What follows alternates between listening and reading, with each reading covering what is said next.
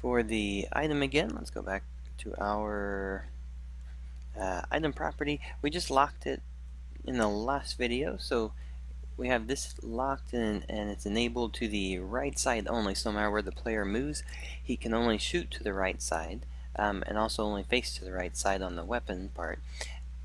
The other option here, and we're going to unlock this in a second, but there is a item carry direction and an item use direction, and both of these are just enabled so that you can either say the player can actually carry and use it in a certain direction, meaning the position itself. So we have a item socket stand offset. This is going to be similar to like the other ones we've looked at here, is that you'll have some arrows going out. Right now they're all in the center, meaning when the player picks it up, it stays right there on top of the player. So if you remember from like say the sword goes on the outside a little bit of the player.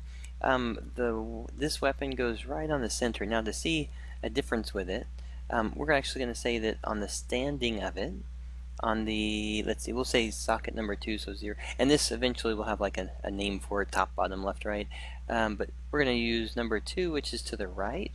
I'm actually going to put this all the way out on 50, which means it's going to be on the outside over here of the player. So we'll set it out here, and because it's locked on the right side, it's only going to stay on this part right here when the player picks it up. But also, just as a note, this is on standing. Now notice on the crouch, we have them all in the center. Alright, so what we're going to do is pick up the weapon, and then we'll carry it, but then we'll also do a stand versus a crouch so you can see the placement as well.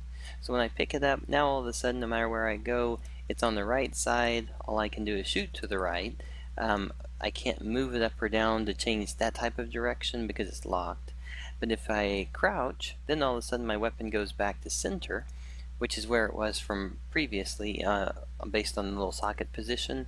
And then if I get back out of my crouch mode, it goes back to where it was there. So all it's doing is just positioning the item in a different spot, so that, for instance, if you wanted, when the player picks something up, maybe you want it to go above his head to make it look like he's actually picking up an item, you could have all of the points above the player's head, and that way every direction he moves, he'll always be holding it up there.